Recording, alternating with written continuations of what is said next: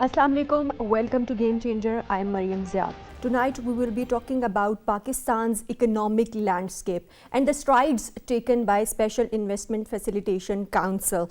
And according to a recent report by World Economic Situation and Prospects that was released by United Nations, Pakistan is projected to experience moderate growth of 2% in 2024. We will be talking about, of course, all the dimensions related to this projected increase in Pakistan's economic growth. Of course, we know that Pakistan faced a number of economic challenges when we talk about the year 2023. But with the recent, of course, developments surrounding IMF agreement as well, there is still very hope regarding the economic landscape of Pakistan. And when we talk about Special Investment Facilitation Council, of course, this is a strategic collaboration of civil and military leadership. We will be talking about the steps taken by SIFC, and of course, when we talk about the sectors that were highlighted and that would be focused in the work of SIFC that remain very important. They talk about agriculture, IT, minerals and mines, of course, and energy as well. We'll be talking about the potential for expansion in these sectors regarding the economic development of the country. We'll be talking about the prospects for economic growth because we know that after February 8th, a new administration is going to be looking after the economic and other aspects of the country. So the prospects, the challenges and the promises that SIFC holds for Pakistan, we will be talking about in today's program. To discuss this and more, we are joined online by Dr. Hasnain Javed, who is economist. Welcome to the program. Dr. Hasnain, let me start with you with a very basic question. When we talk about Special Investment Facilitation Council, this council was launched, we know that recently, but this projection of 2% increase in 2024, how do you see this keeping in mind the current economic challenges faced by the country? Yeah, first of all, if I say about the SIFC, main goal is revitalize Pakistan economy by investing in promising sector, which is very much important area. So the council anticipates the employment growth, infrastructure development, technology anticipation, and the Pakistan worldwide economic rise. So please note that the SIFC is a vision of transformation Pakistani investment landscape. The most important challenge for the SIFC is the landscape which has been disturbed by, more than 76 years. It's never been of this kind. Just in the 2007, in the Musharraf era, it was a stabilized economic junctures.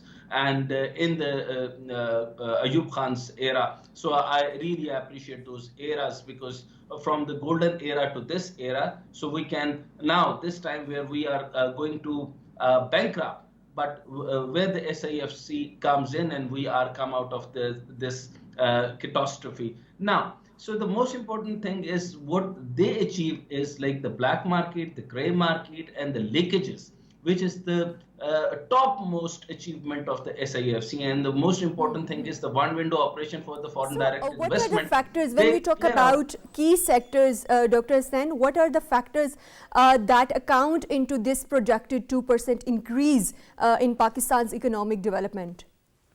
See, the most important thing is, like, I must congratulate a team leading SIFCs, very much important, the Special Investment Facilitation Council, that has been able to redirect Pakistan economic trajectory and achieve these confident numbers through the collaborative leadership effort. And then SIFC is delivering its promise to stabilize economy, enhancing the country foreign exchange reserve, improve fiscal adjustment, and safeguard critical social spending, which is very much important. And social spending is very much important part. So SIFC is built on a sound, vital component like impact investment.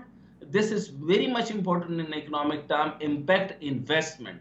So although I'm not talking about the target of the $100 billion, that is an additional part. Wherein the financial resources are directed toward the enterprise that process measurable objectives of the proceeding and positive social environmental influence and the increase in the business confidence, which is very vital, Mariam. Of You have course, seen very that the important. business confidence And is increasing. of course, IMF deal played a significant role. The release of this recent 700 million tranche to Pakistan played an important role when we talk about investor confidence in Pakistan as well. We will be talking more about it. But to talk about all these dimensions, we are joined in the studios by Dr. Khalid Waleed, who is an economist. Welcome to the program. Dr. Khalid, of course, this report that projected increase in 2% is very important and a positive sign for Pakistan's economic outlook. How do you see that SIFC is going to be working? First, let's start about the investors' confidence. Like Dr. Hasnan also alluded to this important point that environment is very important for investors to come in. How do you see what steps are needed or what steps are being taken by SIFC to increase foreign direct investments or the amount of foreign reserves in Pakistan? Well, I would say that there are two perspectives in economics. First is the quantitative aspect, second is the qualitative aspect. Just to give you an example, quantitative is your GDP growth, inflation, exports, so on and so forth. The qualitative aspect is sort of credibility, confidence, level of coordination. Right. These two are interlinked. I mean, the confidence that affects the indicators, the numbers bleeds into these qualitative sort of measures that economy can have. This initiative of SIFC and other initiatives by caretaker government, these two have focused on these two major aspects of economy. They have focused on indicators in terms of increasing the economic growth, in terms of reducing inflation, in terms of measures that can affect these qualitative measures. I would name these confidence, credibility and coordination for the longer period of time. So in that case, I would say that Pakistan needs such a coordinated body which can have these integrated and long-term sort of decision making, so that we can focus on long-term planning instead of short-run or medium-run based decision making. We need to have these sort of structural kind of initiatives. Right, so that structural initiatives and of course coordinated efforts is very important. Yeah. So how do you see, of course, that this is going to be a single window operation? How do you see that this is going to be, of course, reducing the bureaucratic hurdles or bureaucratic inefficiencies in the current system? Well, there are two things that hurt the investors, I would say private investors more. These are bureaucratic inertia, and second is that when there is some sort of sludge in going from point A to point B, when documents are stuck, these two are the main hurdles in terms of cost of doing business. When there are these sort of things, transaction costs of the business go up, this eventually increase the cost of doing business. And when there is increased cost of doing business, no investor would invest in that sort of scenario. Examples are the war-torn countries, the countries with most climatic adversities. Pakistan is one of those countries. But if we want to reform our economy, if we want to have structural reforms, I think the starting point would be that we reduce the cost of doing business, we reduce this bureaucratic inertia, we reduce this document going from point A to point B to point C to the relevant person, reduce red tapeism, so that there is there are transaction costs which are minimal, and there is only business costs associated to those investments. And since the launch of SIFC, how do you see that it has these bureaucratic hurdles or inefficiencies have been reduced? What concrete steps have been taken so far? Well, I would say that the example is in front of us in terms of hoarding and smuggling of dollars. We were engaged in that sort of scenario from a decade that has caused pressure on dollar's price, but in terms of SIFC and coordinated efforts, we sort of curbed that smuggling and hoarding, which brought the dollar rate down. So I would say this sort of a focal point thing that can really help and revolutionize the way the businesses are conducted, the contracts are enforced, the property rights are enforced. These are the things that investor wants in an economy so that it can affect efficiently and have long-term benefits and returns associated with it. Of course. And talking about long-term benefits, Dr. Snan, 4 key sectors have been highlighted as of key priority in SIFC. Can you elaborate on the agriculture sector specifically and its significance in SIFC initiatives, especially when we talk about exports and new farming techniques? How do you see all this going to be working in future for Pakistan's economic development? See, the main sectoral target for the SIFC is number 1 is the agriculture, and the second is the foreign direct investment, and also the focal area in the FDI is also the agriculture. So the holistic approach of SIFC initiative becomes evident. When we look at the sector to aim to revitalize the Pakistan agriculture sector hold enormous promise. So though target investment, the country can upgrade its farming technique, enhancing yield and augmented export. And we are all well aware of the potential of Pakistan IT. Before talking about that, so we have related this upgradation of the agriculture potential. So where everything from the seed to agriculture, from the area, from the export, it increased by the number of the time. So that is the agriculture upgradation, and still we are working for that, and we are working on, and we are in relation with the other countries so that we can come up with the complete policies for the agriculture development. Whereas just not the agriculture development, SIFC also well aware of the potential of the IT sector, and the Pakistan IT sector is one of the fastest growing sector in the country and contributing around the 1% of the country's GDP. As August 2023 industry revenue sector. But I want to talk about macroeconomics, and of course we are joined in the studios by Mr.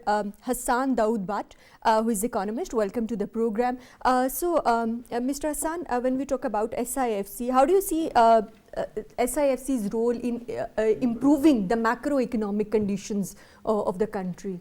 I think, first of all, I'm not an economist, I am an investment specialist, so I work on investment. Right. So, for me, I think for anyone who's working on investment, we look at opportunities that create jobs, and also I'm associated to sort of a lot of universities. So, our youth, our next generation is also has an expectation in terms of and innovative ideas coming out of these think tanks and universities. I think for us, both in terms of investment and also for employment opportunities for youngsters, the expectation from SIFC are very high.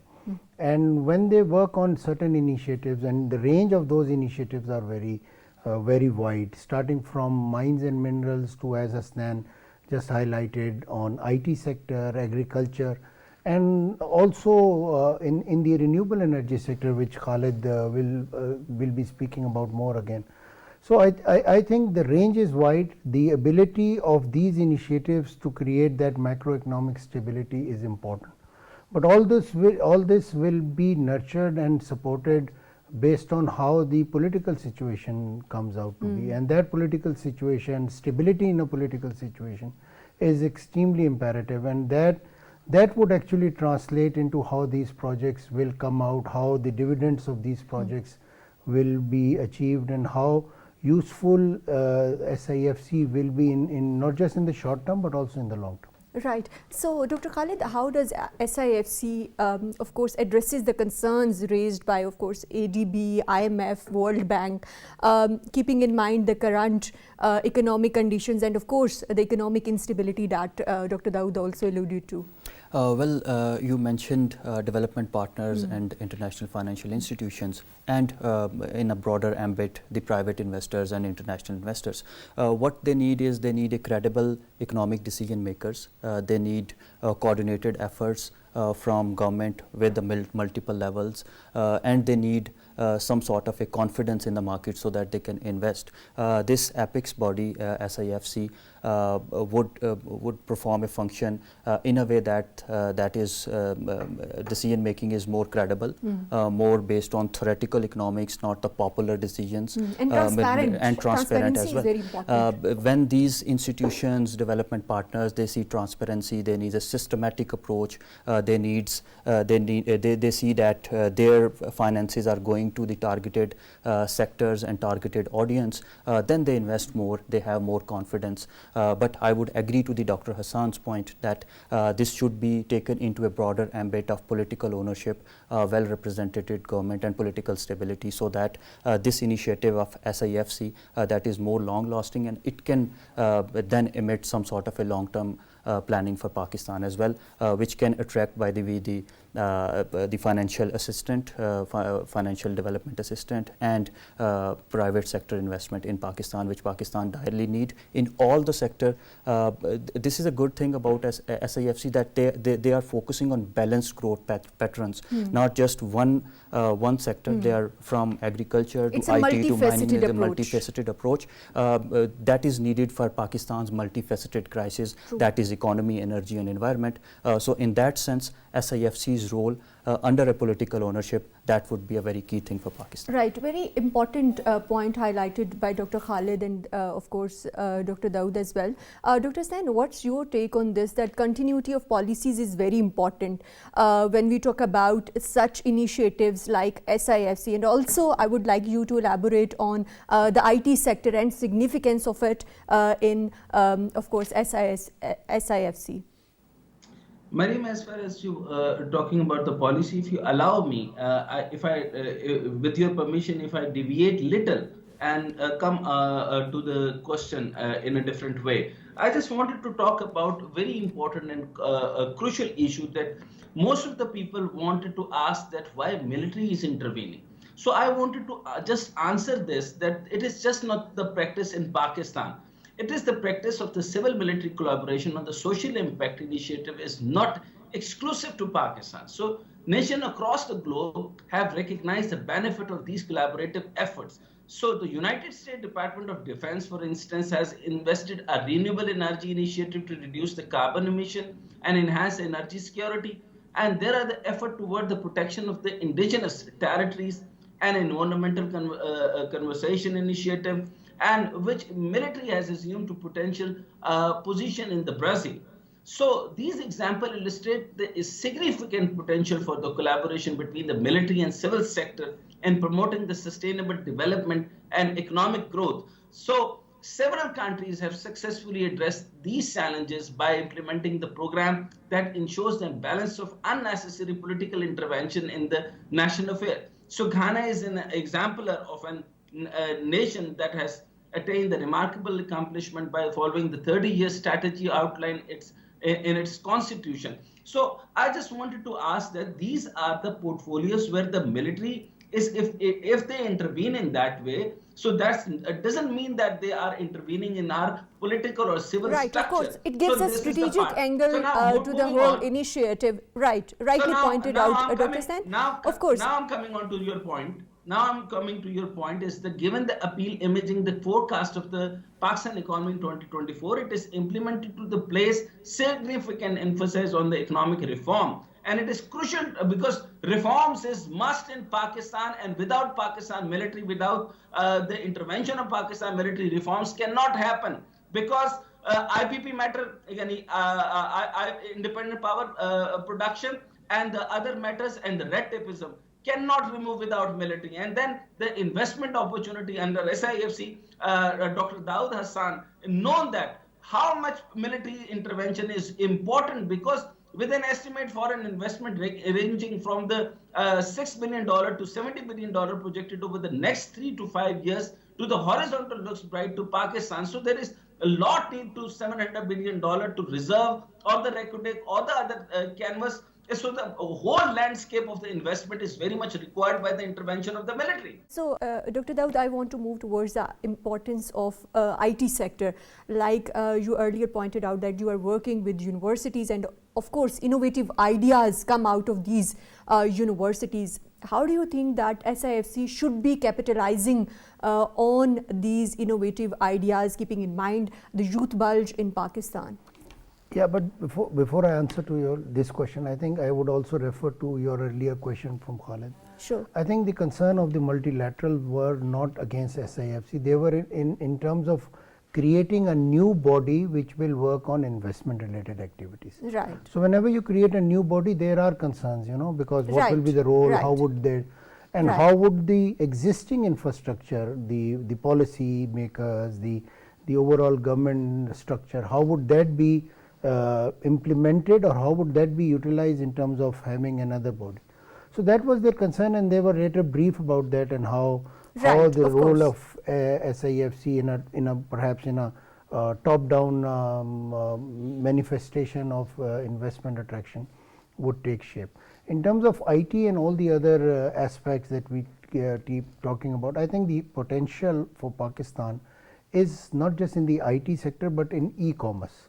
And that sector perhaps because the best part of doing work through IT and through e-commerce is that there are no boundaries. You actually do not require a large size infrastructure. All you need is supporting policies coming from the government, and the business sector taking a step forward, connecting it through IT enabled services and infrastructure.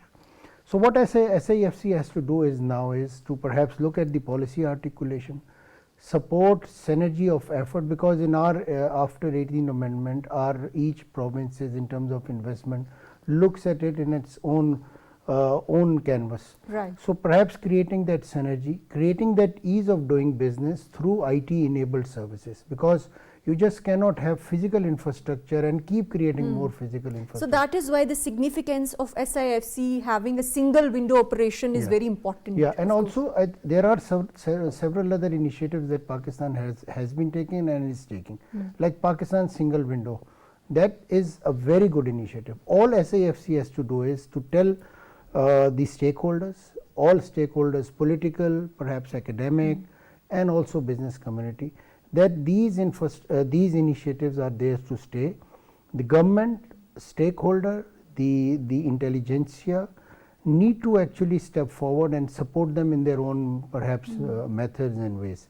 And if we create that enabling environment, if we create that pull factor for investment to come, I think the role of SIFC will become more significant for policy making.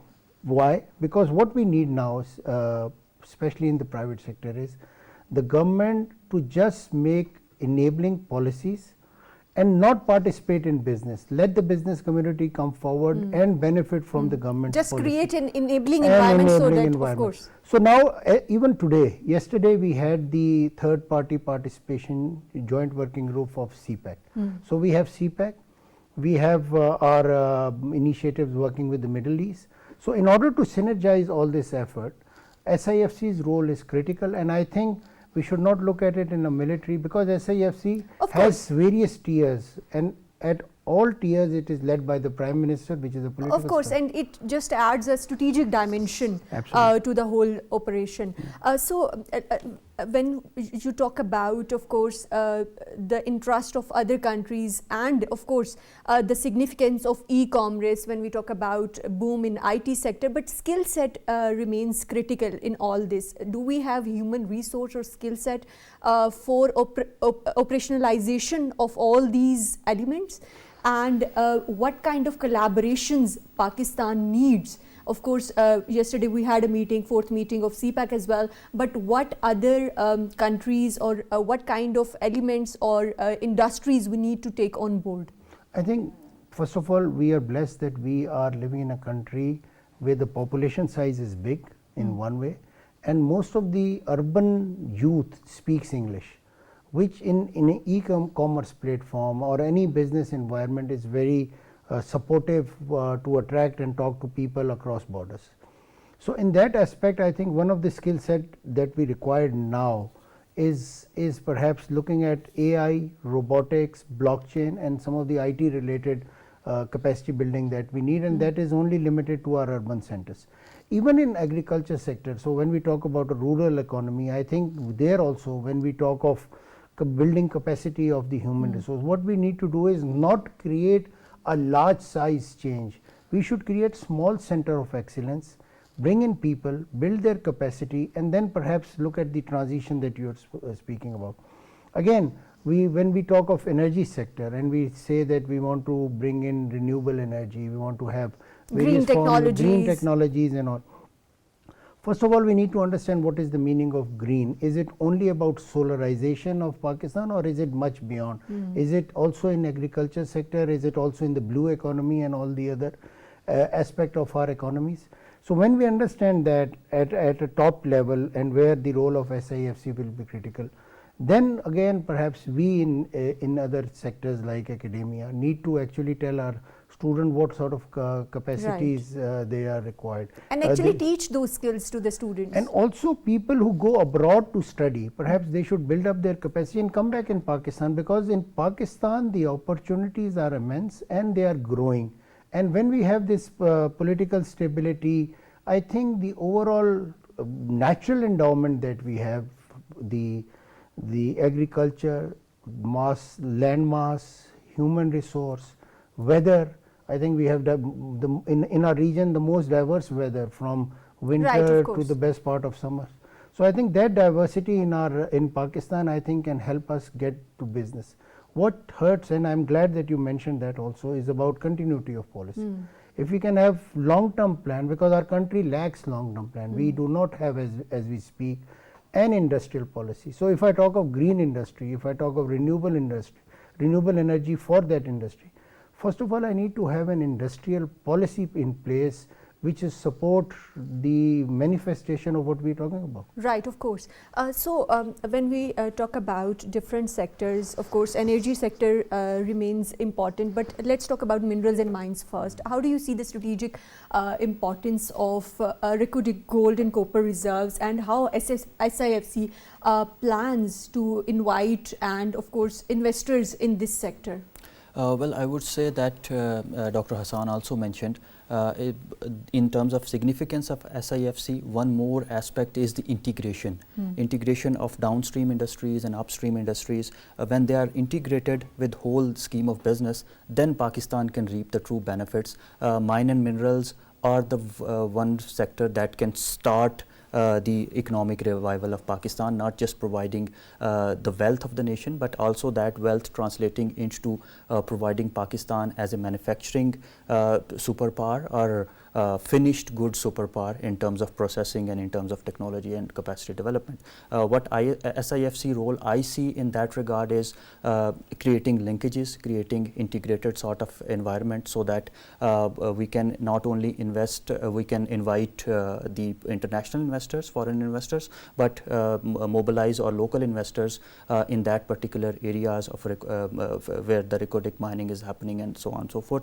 So we can build this whole supply chain of these operationalized value chain mechanism of the economy, where raw materials have been taken and then they are processed and then they are exported to other countries in a finished good forms, so that Pakistan can be this processing economic superpower in the region. By the way, in terms of coordinating these two regions, China, Central Asian countries and Middle Eastern countries, I think SIFC role would be very important in terms of inviting investors in these mine and mineral sector. Second thing is that in terms of mine and minerals, Pakistan need sort of a security sort of assurances as well. Having this apex body, having this integrated sort of framework that can solve this problem as well, so that we can have foreign investors coming into that sector, because mine and mineral sector that have changed a lot since a decade. Pakistan needs to capacity build its own labor and old business practices and mining practices as well, which will obviously depend on how sort of experts we invite into our country, so that our indigenous capacities have been elevated and we are not dependent on foreign investors, and we are mining our own minerals with our own resources. That would be very important in the long run for Pakistan. Taking it to the domain of energy, there is a renewable energy revolution going on in the world, taking the way forward from COP28, that we need an orderly and just energy transitioning away from the fossil fuel. That would require mining like increase in threefold or fourfold, Right. because And we need critical in our previous minerals as well. earlier program as well, of course, we talked about the infrastructure issues that would be facing and requiring. But Dr. Hasnain, how do you see that SIFC, what role it is going to be playing to address the issues related to oil and gas, and of course inviting investments in the relevant industries for sustainable solutions? Well, the most important thing is, the biggest problem is transparency and accountability, which SAFC is going to, give you the guarantee. So the word particular commendment about the SAFC initiative and the transparent intervention with an overreaching potential of the strategies about, or which is staggering about the 5 to 6 trillion. The scale and scope of this project is unparalleled, such as transparency not only instill of confidence among the potential investor, but also showcase of the government of commitment to the nation economic uplift. The most important thing is we have, we have taken up the oil and gas from other areas, and we got up the oil from the Russia, about the 100 barrel.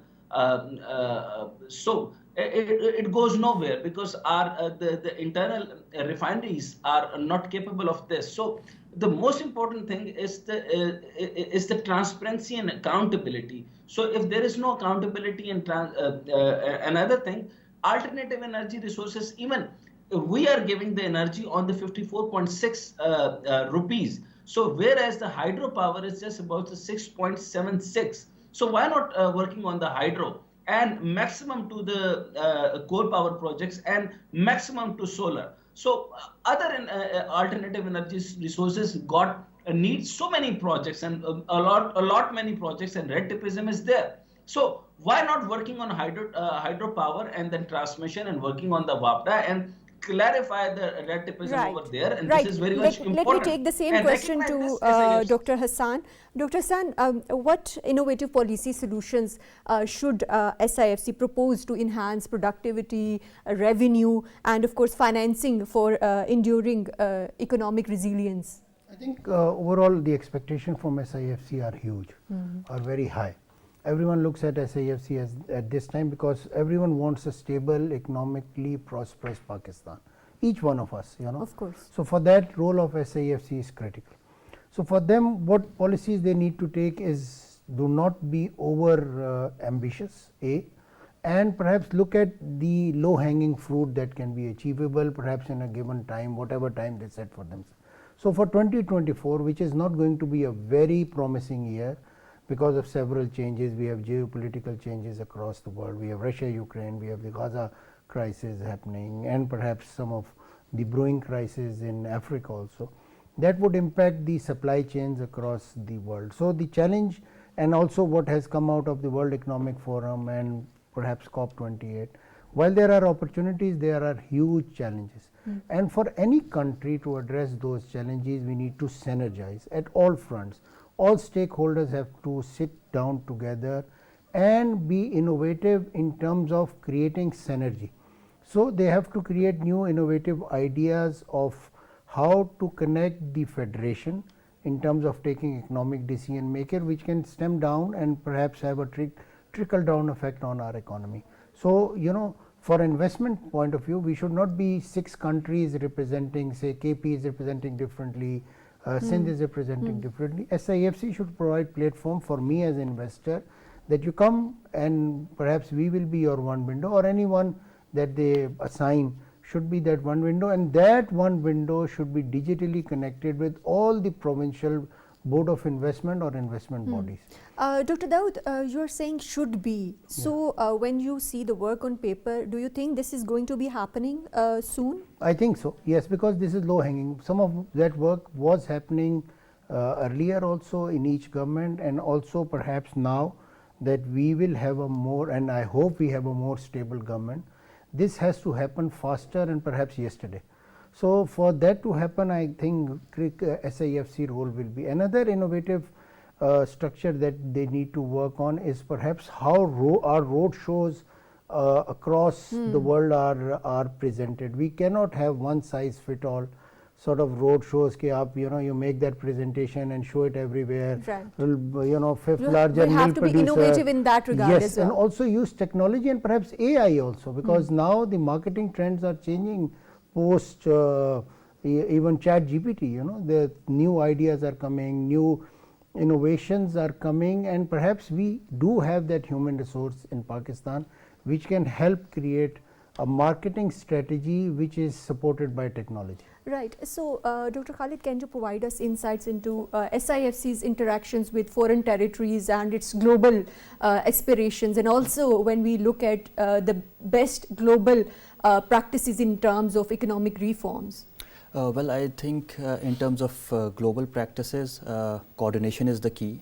You coordinate with one region, connected with the other region. That's what SIFC is providing.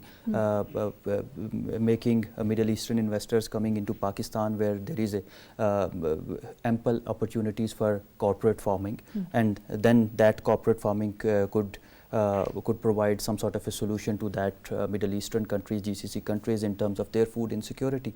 So this is one sort of a solution for Pakistan to connect the regions and reap the benefits for Pakistan, and this would also create confidence in the economy when other investors would be seeing that investors are coming into Pakistan, and that would create some sort of a snowballing effect for Pakistan. Other investors would jump in Pakistan, and then the balanced growth in terms of all the sectors would start to happen.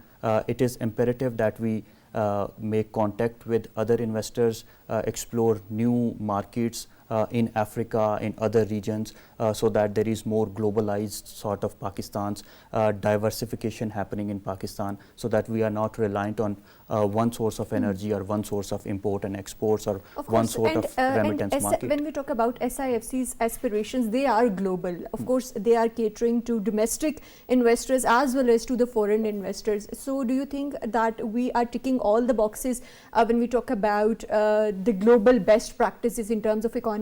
Well, we should tick all the boxes because it is now integrated approach, integrated economic policy. I would give you an example in terms of climate crisis. Now, climate crisis, it is an essential part of macroeconomic policy making. It is essential part of risk analysis. It is essential part of need assessment or resource assessment that we conduct. It is essential part of budget development. So in that way, when there is an integrated word, integrated planning is happening, the role of an apex body in terms of SIFC with the political ownership, that would be vital for Pakistan, not just to create or invite investment or create investment opportunities, but to make long-term sustainable policies for Pakistan's development that are not based on the popular decisions, but based on the theoretical economics that is persistent, sustainable, and I would say long-term and in that regard. implementable, actually, Implementable of course, that remains significant. So lastly, Dr. Hussain, tell us that what specific steps should SIFC take to address the challenges posed by tightening of external and domestic financial conditions? So the most important part SAFC should have to investment-friendly environment because it is just about attracting capital. It's about creating a conducive ecosystem where the business can thrive. And then is recognizing this SAFC project's zeros in on improving taxation mechanism, ensuring clarity, fairness, and ease of compliance. Furthermore, addressing the contemporary challenges, the government under SIFC banner is taking a definite step to resolve issue, try to inflate electricity bills by reducing the financial burden on the power sector. The initiative aims to bring down energy cost, directly benefiting the industry and the common populace. And the involvement of the military in the SIFC initiative in the both symbolic and strategic and symbolic because it shows the unfair national vision where the various pillars of the state come together for the collective objective, and strategic because military involvement ensure policy continuity. In countries like Pakistan, where the political dynamics can often be fluid, the military support guarantees that the economic revival envisioned by SIFC doesn't lose the traction due to the policy shift or the political transition. So I'm very much in favor of the political stability, and I'm hoping for the best that the political stability come on, and the Ministry of Industries, Commerce, Board of Investment must be run under the one window operation, and they must be clear, and their vision should be clear. So what they wanted to do, because they are little blur so far now. Right. Thank you very much, Dr. Hassan Javed, for joining us in today's program. Thank you very much, Dr. Hassan Daud Bhatt, for your valuable input in today's program. Thank you very much, Dr. Khalid Waleed, for joining us in today's program. Of course, we talked about the challenges in Pakistan's current economic condition and also the strides taken by Special Investment Facilitation Council. Of course, SIFC stands as a beacon of hope for Pakistan's economic conditions. That's all from Game Changer tonight. Take care. Allah Hafiz.